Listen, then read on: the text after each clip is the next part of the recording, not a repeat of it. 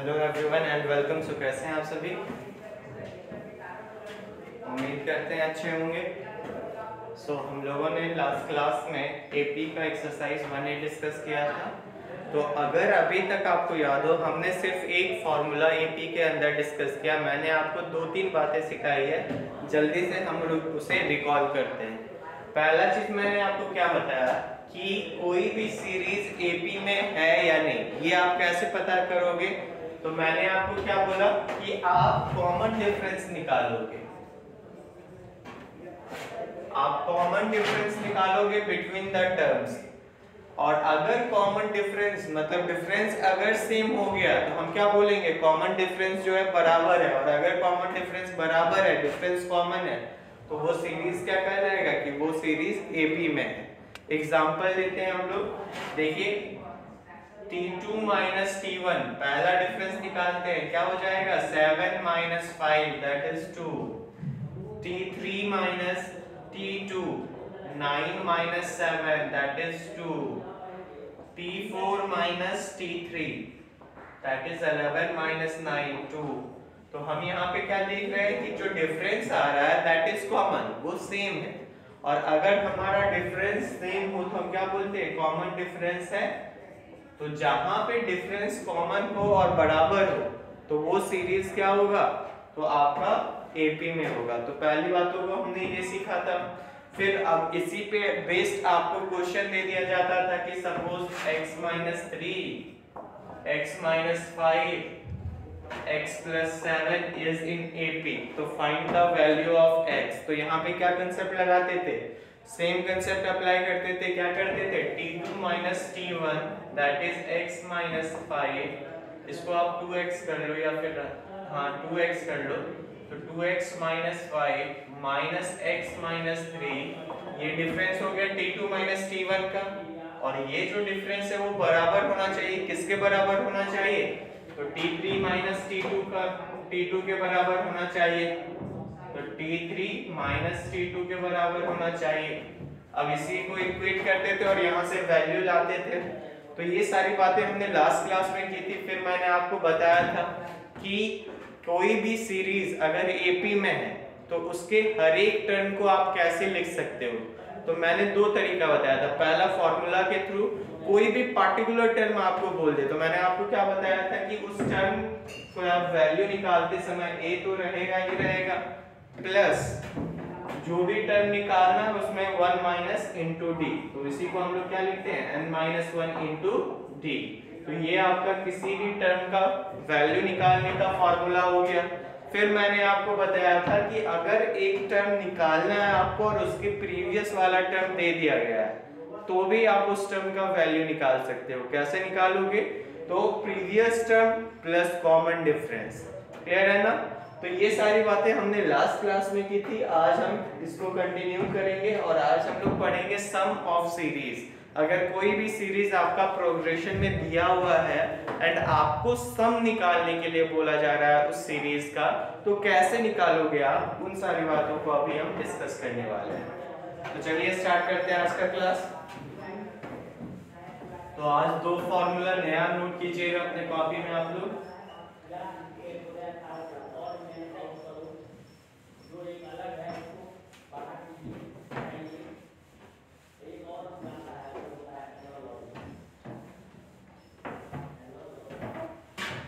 देखिए फॉर्मूला पहला क्या है? Sn is equal to n/2 into 2a plus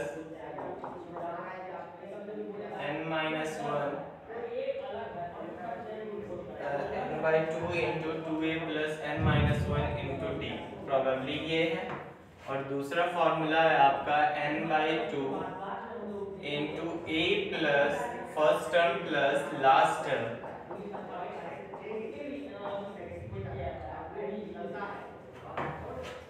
एक बार फॉर्मूला मेरे को चेक कर लेने दीजिए, शायद यही था।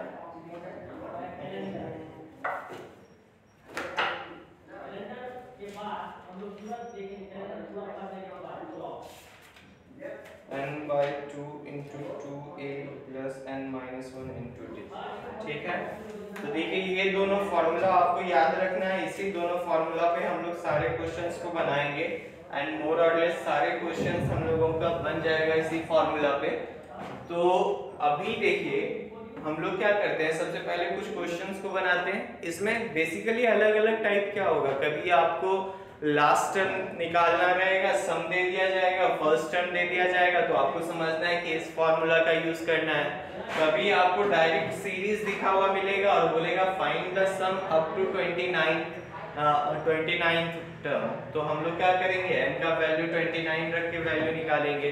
तो क्वेश्चंस बहुत ही इजी आते हैं, बट आपको मेंटली तैयार रहना है। क्लियर है ना? तो चलिए हम लोग क्वेश्चन बनाते हैं एक्सरसाइज 1b के। देखिए क्वेश्चन क्या क्या है। पहला क्वेश्चन दिया हुआ है आपका 1 का a, that is 3/√5 plus 4/√5 plus √5 plus dash dash dash up to 19 तक, और आपको बोला जा रहा है कि सम निकालना है। अब आप याद करो क्या फॉर्मूला लगाओगे सम निकालने के लिए, कितने टर्म का सम आपको निकालना है, 19 टर्म तक का हम लोगों को सम निकालना है। मतलब देखिए फॉर्मूला में क्या क्या यूज किया गया, फॉर्मूला को बार बार लिखें जिससे आपको फॉर्मूला याद हो जाए। तो आप बोलेंगे कि सर जी n बराबर 19, क्योंकि 19 टर्म तक सम निकालने बोला जा रहा है। अब सीरीज का पहला टर्म क्या है, तो आप क्या बोलोगे 3/√5, यही पहला टर्म हो गया हमारा। अब दूसरा चीज हम लोगों को क्या चाहिए, डिफरेंस चाहिए। डिफरेंस कैसे निकालते हैं, t2 - t1, तो t2 - t1 कीजिए 4/√5 माइनस 3/√5, तो क्या हो जाएगा ये 1/√5। तो ये आपका t का वैल्यू आ गया। अब इसी को हम लोग पुट करते हैं फॉर्मूला में, तो क्या है sum of nth term is equal to n/2 into 2a plus n-1 into d। देखिए n/2 कितने टर्म का सम निकालना है हम लोगों को, 19 टर्म का निकालना है। तो 19/2 2 इंटू a का वैल्यू क्या है 3/√5 plus n-1 into d, n-1 19 तक का सम निकालना है, तो 19 हो गया n का वैल्यू। तो 19 - 1 दैट इज 18 इंटू d का वैल्यू कितना हो गया 1/√5। अब इसी को हम लोग कैलकुलेट करते हैं, देखिए क्या हो जाएगा 19/2 इंटू 6/√5 प्लस 18/√5, ये क्या हो जाएगा 19 डिवाइडेड बाय 2 इंटू 24/√5। आप चाहो तो इसको इस तरीके से भी सॉल्व कर सकते हो, 19/2 इंटू 24√5 डिवाइडेड बाय 5। तो हमने कैसे किया, तो √5 से ऊपर और नीचे हमने मल्टीप्लाई कर दिया, तो √5 इंटू √5, नीचे में क्या हो जाएगा 5 और ऊपर में क्या हो जाएगा 24√5। तो यहाँ से आपका आंसर आ जाएगा। क्लियर है ना? चलिए नेक्स्ट क्वेश्चन हम लोग डिस्कस करते हैं। क्वेश्चन नंबर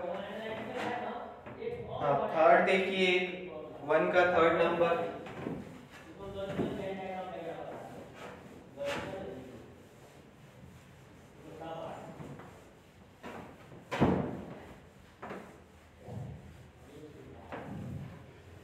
क्या है क्वेश्चन नंबर 1 का थर्ड देखिए, 1 5 3 1 + 5 + 8 1 + 5 + 3। थोड़ा सा क्वेश्चन में मेरे को गड़बड़ी लग रहा है। क्वेश्चन नंबर थर्ड 1 + 5 + 3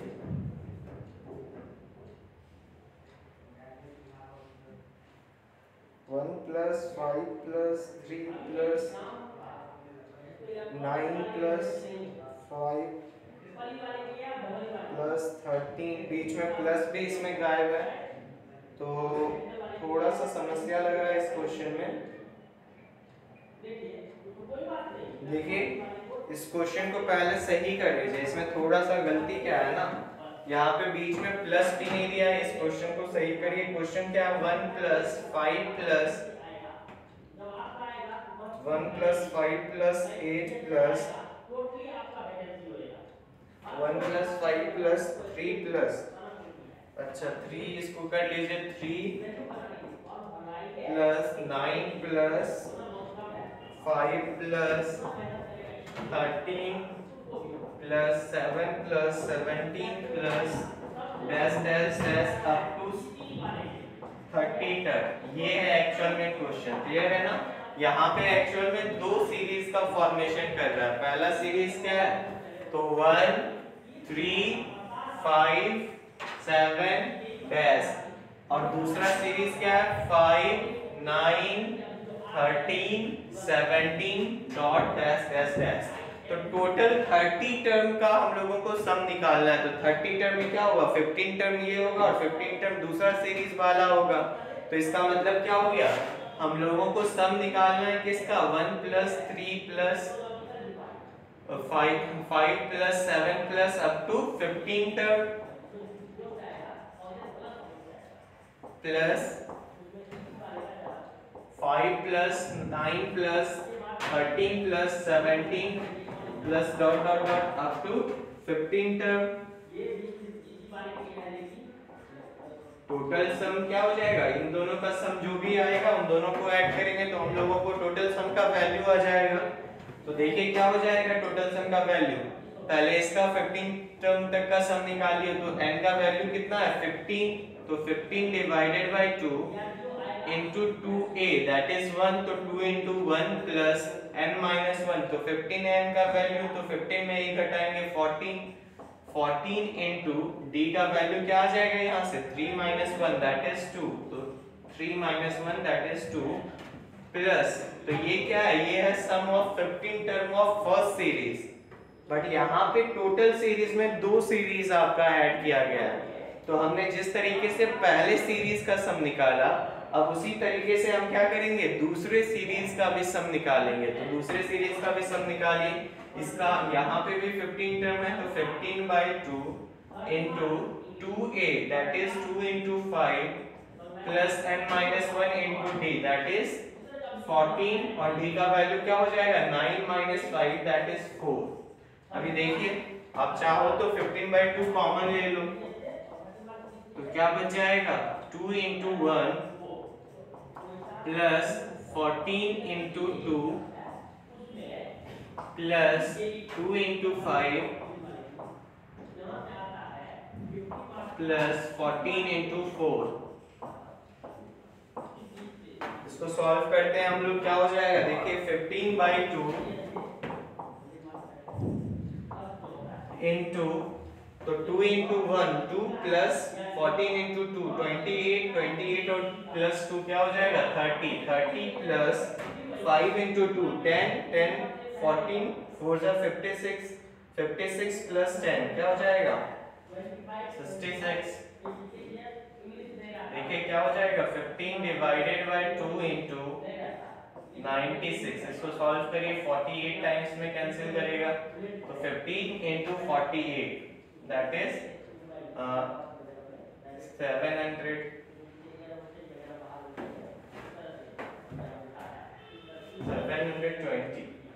इसको सही कर लीजिए। तो ये आपका क्या हो गया, आंसर हो गया। तो बस यहाँ पे आपको ये ध्यान रखना था कि यहाँ पे दो सीरीज मिला के एक प्रोग्रेशन के रूप में दिया गया है। तो अगर आप टोटल सम निकालना चाहोगे तो क्या करना होगा, टोटल सम पहले सीरीज का सम निकालना होगा, फिर दूसरे सीरीज का आप उसको ऐड कर दीजिए, तो टोटल सम आपको आ जाएगा। क्लियर है ना। चलिए हम लोग नेक्स्ट क्वेश्चन पे मूव करते हैं।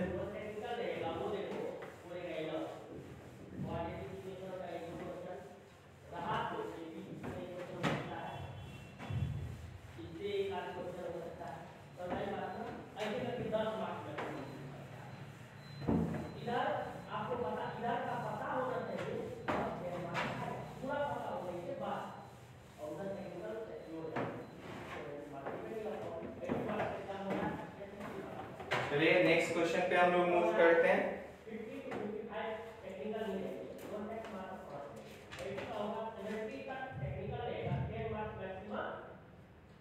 ये क्वेश्चन नंबर 3 देखिए, क्वेश्चन नंबर 3 क्या दे रहा है कि find the least value of n such that 2 plus 5 plus 8 plus 11 plus dash dash dash up to n term is greater than or equal to 200। तो बोलता है वो छोटा वैल्यू निकालिए जिसमें, ध्यान से देखिए क्वेश्चन क्या आपका बोला जा रहा है,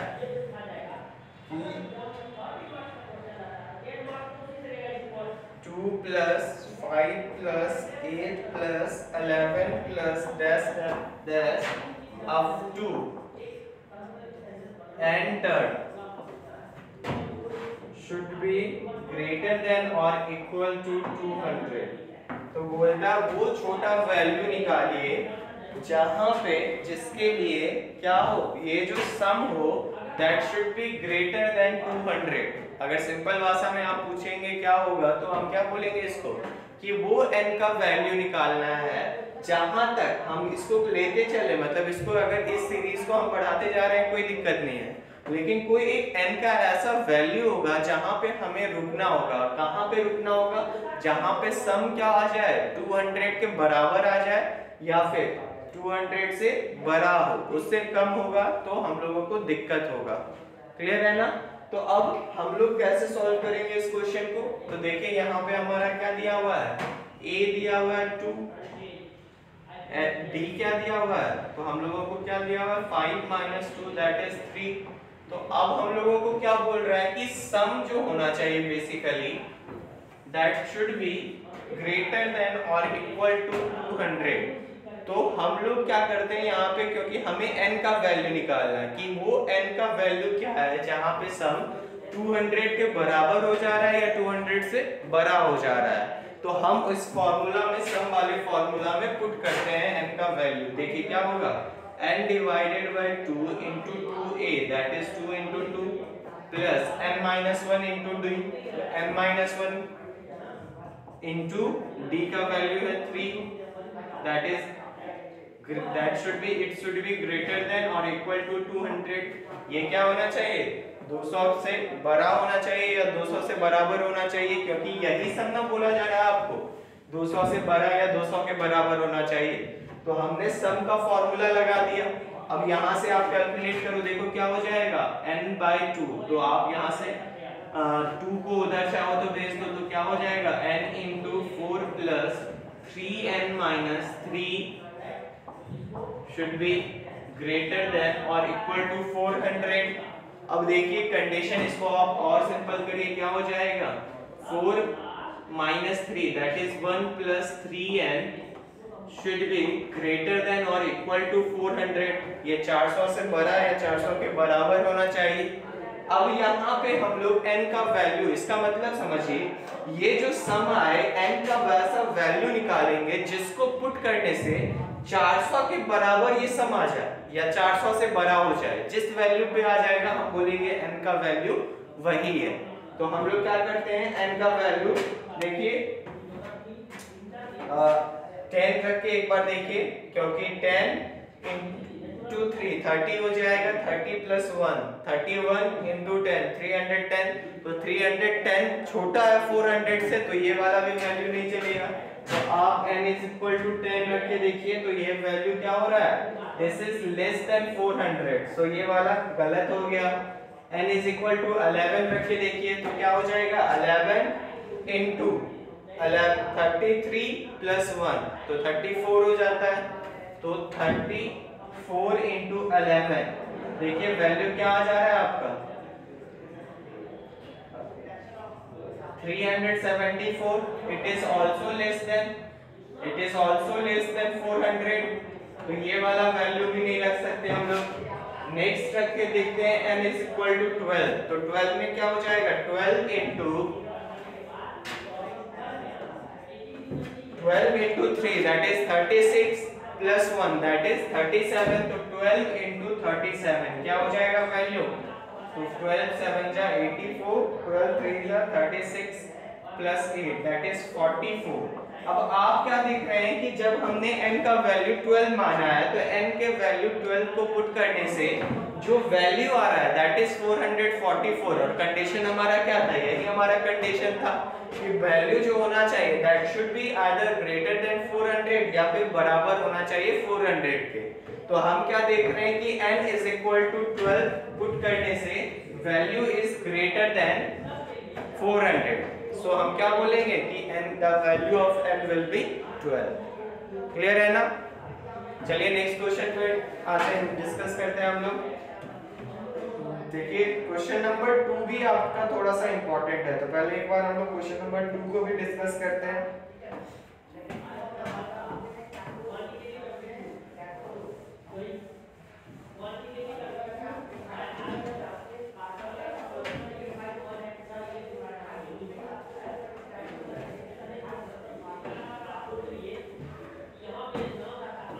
देखिए क्वेश्चन नंबर 2 क्या बोला जा रहा है कि find the sum of series, और एक सीरीज दिया हुआ है 1 - 2 + 3 - 4 + 5 - 6 + dash dash dash up to n terms। अब आपको बोला जा रहा है कि इस सीरीज का आप सम निकालिए अगर ये सीरीज n टर्म तक कंटिन्यू किया जाए तो क्या होगा सम, हमें ये निकालना है। चलिए तो बताइए कैसे हम लोग सम निकालेंगे। तो आप क्या बोलेंगे, यहाँ पे आप देखो, यहाँ पे अगर आप गौर से देखोगे तो आप दो तरीके का सीरीज खुद से फॉर्मेशन कर पाओगे। देखो पहला सीरीज क्या है, एक आप ले सकते हो 1 - 2, क्लियर है ना, 2 - 4 3 - 4 5 - 6, तो ये एक सीरीज बन रहा है। दूसरा एक सीरीज आप देखो -2 + 3 -4 + 5 -6 प्लस जो भी आता, तो दूसरा सीरीज ये हमारा बनता। क्लियर है ना, -2 + 3 दैट इज +1 -4 + 5 दैट इज +1, तो ये हमारा एक सीरीज बनता। अब हमें क्या बताया गया है कि यहाँ पे n टर्म्स तक कंटिन्यू किया गया, अभी आपको ये नहीं बताया गया कि लास्ट टर्म जो है वो क्या है। तो अब दो पॉसिबिलिटी बनता है कि लास्ट टर्म हमारा इवन भी हो सकता है और लास्ट टर्म हमारा ऑड भी हो सकता है। तो अभी हम पहले पॉसिबिलिटीज को लेके चलते हैं। When n is equal to even number, so even बोलने का मतलब क्या हो गया, दैट विल बी डिविजिबल, कुछ भी हो। क्लियर है ना, आप इवन समथिंग, तो आप क्या बोलोगे कि वो क्या होगा, 2 का फैक्टर होगा। तो अभी हमने क्या माना है कि let's suppose n is equal to 2m, बोलने का मतलब क्या हो गया, लास्ट में जो भी है उसको m है, लेकिन आप ये जो फैक्टर है वो किसका होगा, 2 का फैक्टर होगा। क्यों, क्योंकि इवन हमने माना है, तो 2 into समथिंग कुछ भी हो, लेकिन 2 से तो डिविजिबल होगा ही होगा, 2 का फैक्टर तो होगा ही होगा। तो हमने पहला केस लिया है व्हेन n इज इवन।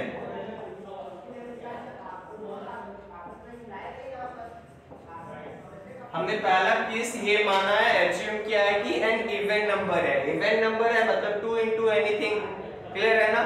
अब आप देखो यहाँ पे बेसिकली दो सीरीज में कौन सा सीरीज एप्लीकेबल होगा अगर लास्ट वाला टर्म आपका क्या आ रहा है, इवन आ रहा है। तो आप क्या बोलेंगे कि सर 1 - 2, तो 1 - 2 ये अगर पहला टर्म हुआ तो इसमें पहला लास्ट वाला जो टर्म है 2 that is also even. Next देखो आप 3 - 4 जो है हमारा that is also even. 5 - 6 that is also even. तो आप क्या देखेंगे कि एक सीरीज इसी तरीके से बन रहा है।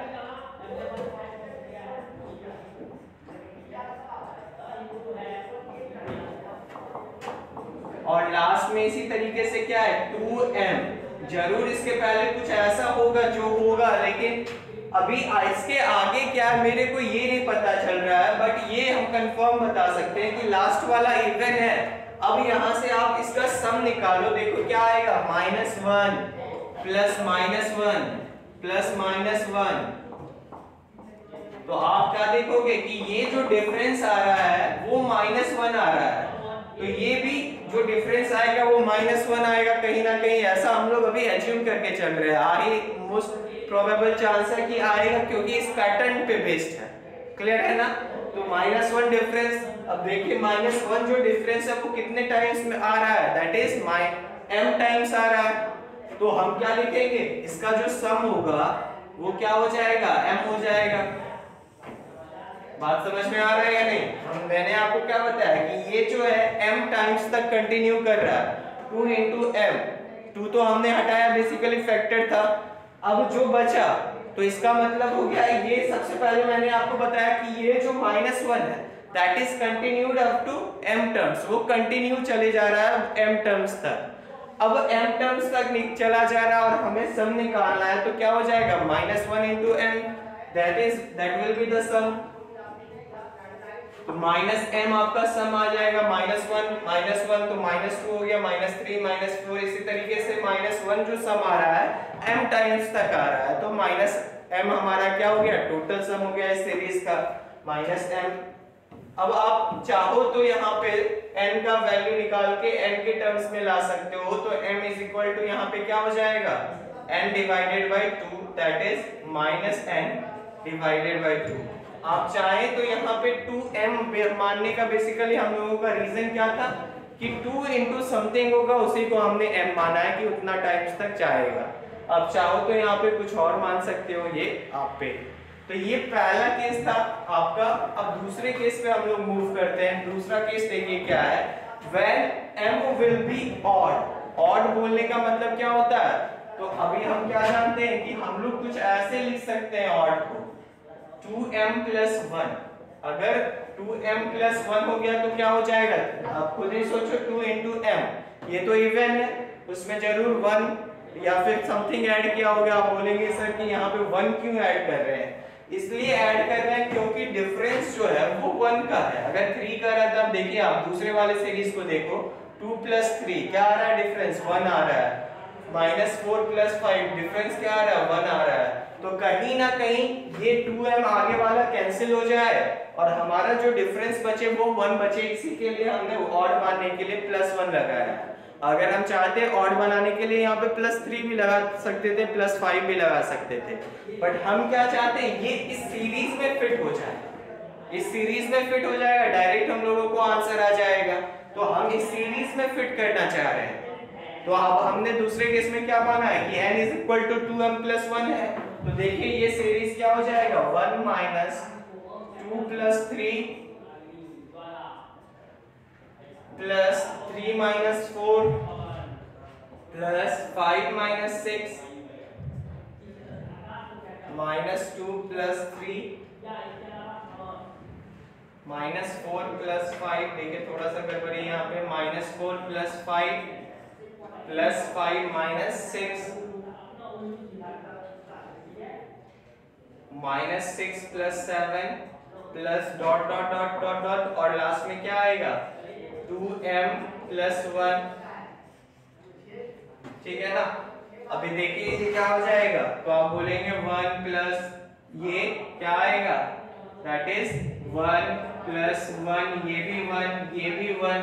तो ये जो 1 आ रहा है वो कंटिन्यू चलते जाएगा m टाइम्स तक, तो 1 प्लस क्या हो जाएगा, ये m हो जाएगा। मतलब ये जो डिफरेंस आ रहा है, क्योंकि ये AP में 1 1 1 1 1 कॉमन डिफरेंस सबका 0 है, तो 1 1 1 1 कंटिन्यू करते चल रहा है, कितने टाइम्स, m टाइम्स। तो क्या हो जाएगा, 1 प्लस 1 एक पहले वाला बचा हुआ है and the whole sum is क्या हो जाएगा, m हो जाएगा। तो टोटल सम का वैल्यू क्या आ जाएगा, 1 प्लस m। तो ये आपका टोटल सम का वैल्यू है। अब आप चाहो तो यहाँ पे m का वैल्यू n के टर्म्स में पुट कर दो, क्या आएगा, तो 1 प्लस n/2। तो ये आपका क्या हो जाएगा, सम हो जाएगा when the last term will be odd. Clear है? तो ये सारे बेकार क्वेश्चन है, आपके एग्जामिनेशन में नहीं आते हैं, बट आपके बुक में दिया हुआ है, तो हम लोग समझने के लिए इस क्वेश्चन को भी, इन क्वेश्चंस को भी बना लेते हैं। चलिए नेक्स्ट क्वेश्चन पे अब हम लोग मूव करते हैं।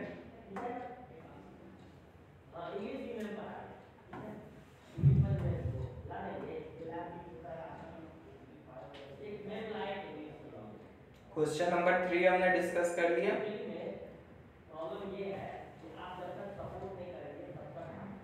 क्वेश्चन नंबर 4 देखिए। क्वेश्चन नंबर 4, ये सब जो क्वेश्चन है आपके एग्जामिनेशन का क्वेश्चन है, हूबहू ऐसा क्वेश्चन आता है तो कुछ क्वेश्चंस जो मैं आपको बोलूंगा उसको आपको याद करके एकदम से बनाना है। क्लियर है ना? तो देखिए क्वेश्चन नंबर 4 क्या है, बोला जा रहा है कि find out the sum of all integer of 3 digit which are divisible by 7। आपको सम निकालना है of all the integer 3 digit integer which are divisible by 7। तो देखिए कैसे हम लोग इस क्वेश्चन को बनाएंगे।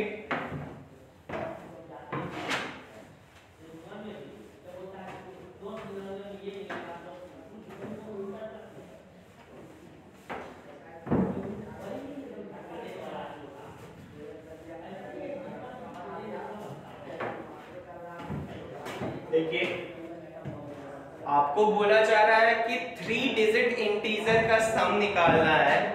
अब आप खुद सोचो 3 डिजिट इंटीजर, तो बोलने का मतलब लोएस्ट 3 डिजिट नंबर क्या होगा, तो आप क्या बोलेंगे, दैट इज 100।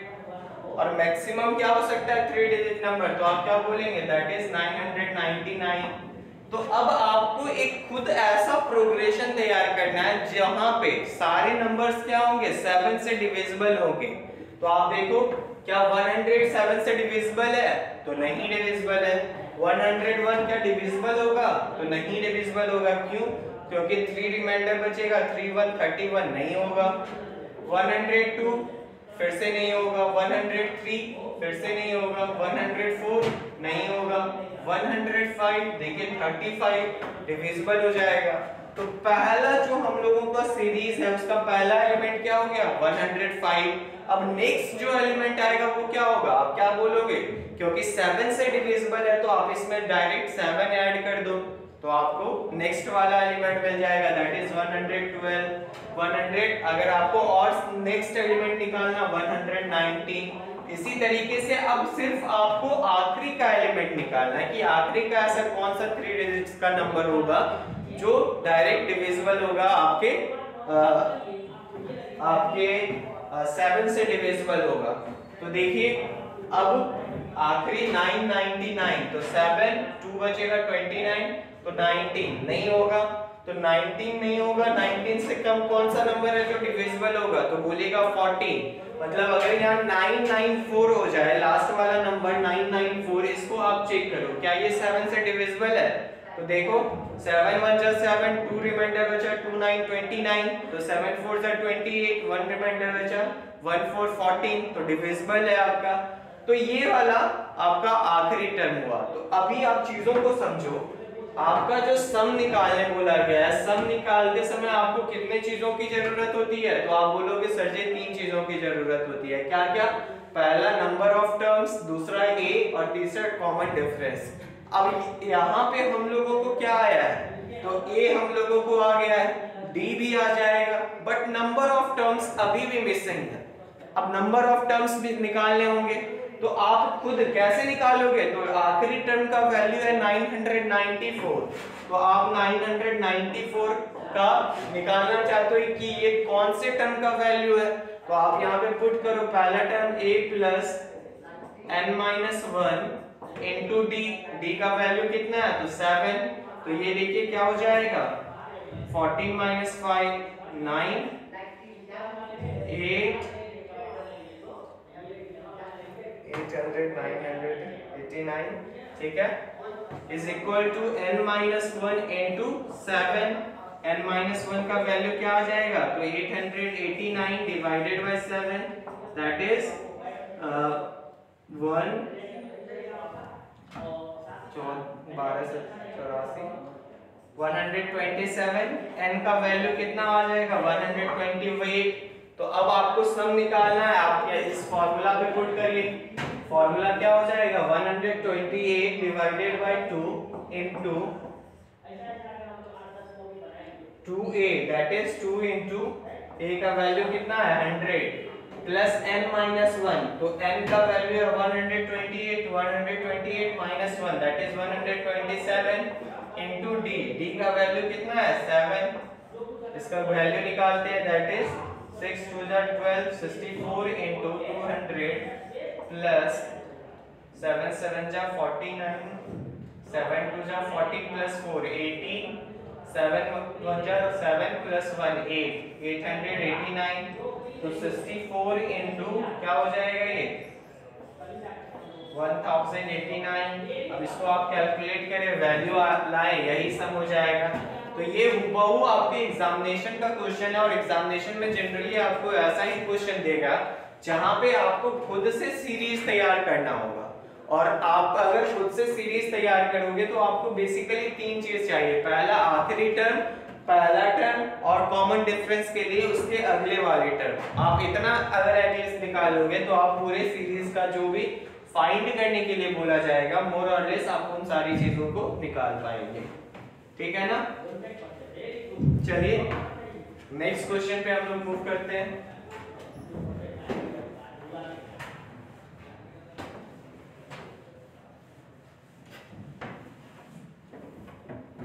ये था आपका क्वेश्चन नंबर 4। देखिए क्वेश्चन नंबर 5 है, वहां पे ए दिया हुआ है, डी दिया हुआ है, 300 के बराबर कीजिएगा। तो उस फॉर्मूला में पुट करके एक बार देखेंगे, बना के देखिए आप लोगों का नेटवर्क के रूप में रहा। क्वेश्चन नंबर 6 देखिए जैक बोर्ड में आया हुआ क्वेश्चन है, क्या दिया हुआ है आपका कि the third and seventh term of N AP are 18 and 30 respectively. क्या बोला जा रहा है क्वेश्चन नंबर 6 में कि थर्ड टर्म डी थर्ड जो है that is 18 and p7 is equal to 30।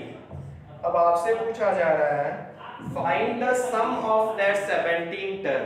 आपसे सम पूछा जा रहा है अप टू 17 टर्म।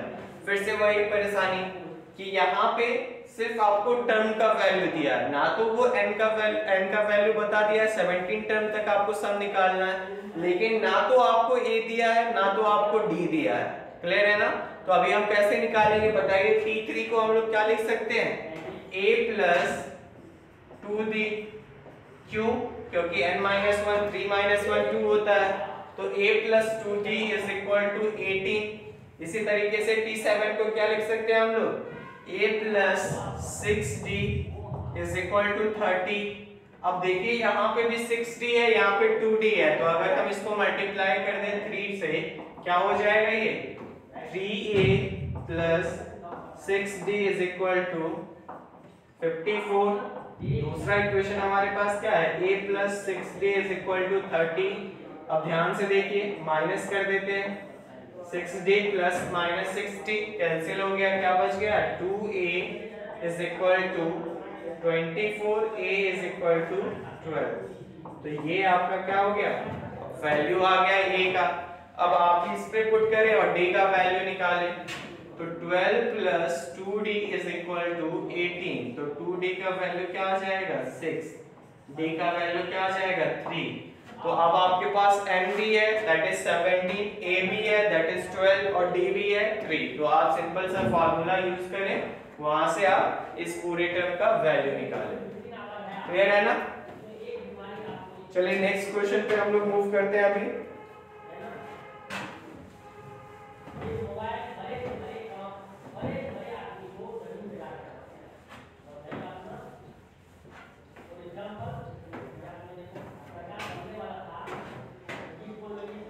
ये था क्वेश्चन नंबर आपका 6।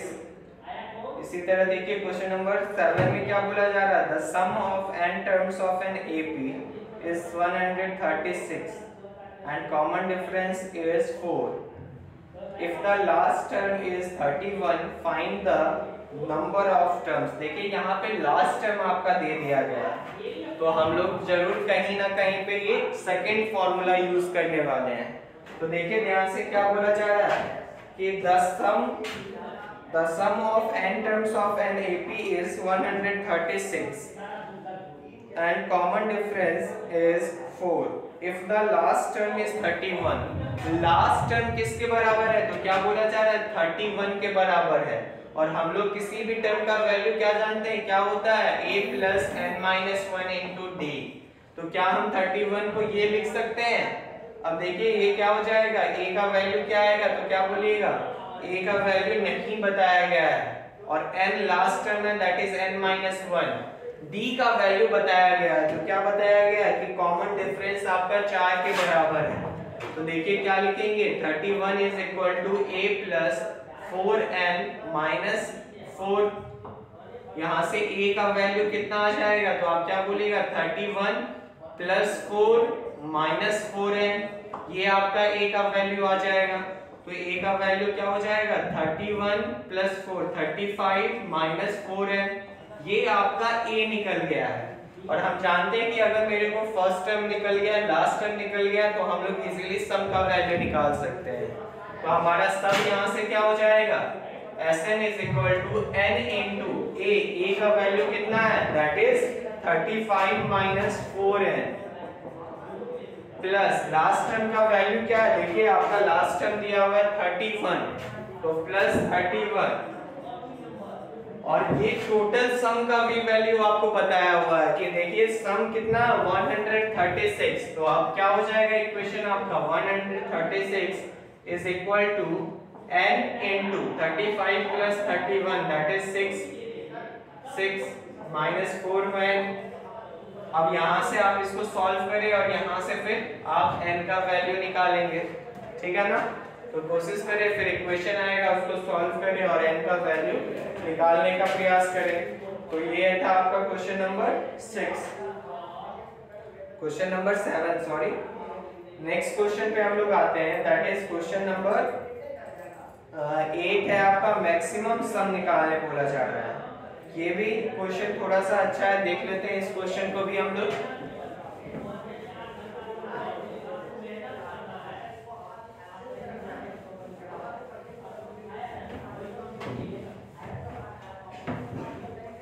देखिए क्या है क्वेश्चन नंबर 8 हमारा, बोला जा रहा है find the maximum some of 30। एक सीरीज दिया हुआ है, सीरीज क्या है 30 27 24 21 18 डॉट डॉट डॉट, ये सीरीज आपको दिया गया है एंड आपको बोला जा रहा है कि आप मैक्सिमम सम निकालो। मैक्सिमम सम अब आपको सोचना है, देखिए ये सीरीज कैसा है, तो आप क्या बोलेंगे कि सर जी इस सीरीज में जो हो रहा है कि नेक्स्ट टर्म जो है घटता चला जा रहा है, तो ये सीरीज आप चाहो तो कंटिन्यू पूरा कर सकते हो, बट आप सोचो कि इस सीरीज का क्योंकि अपर पोर्शन फिक्स कर दिया गया है, इसके बाद आप मैक्सिमम वैल्यू नहीं लिख सकते, इस सीरीज का मैक्सिमम वैल्यू 30 ही है।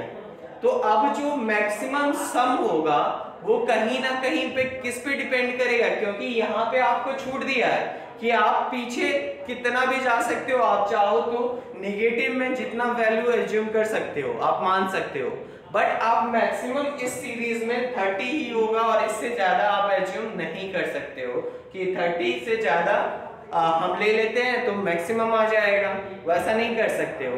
अब आप सोचिए कि ये जो सीरीज होगा इसका मैक्सिमम वैल्यू कहाँ पे होगा, तो आप क्या बोलेंगे कि जहां पे नंबर ऑफ टर्म क्या हो जाए 0 होगा या 0 से बड़ा रहे, बट अगर 0 से छोटा किसी भी टर्म लेंगे तो नेगेटिव में वैल्यू आएगा, और नेगेटिव में अगर वैल्यू आया तो फिर सम क्या होगा, वो फिर घटना स्टार्ट कर देगा। तो जो भी मैक्सिमम होगा उसके लिए जरूरी क्या है कि the last term should be greater than 0 और इक्वल टू 0। क्लियर है ना। तो अभी आप यहाँ पे क्या करो, अभी आप यहाँ पे पहले टर्म के बराबर इक्वेट करो, तो क्या हो जाएगा टर्म का वैल्यू, देखिए a का वैल्यू कितना है 30, तो 30 plus n minus 1 into D that is 30 minus 27 क्या हो जाएगा -3 and it should be greater than और इक्वल टू 0।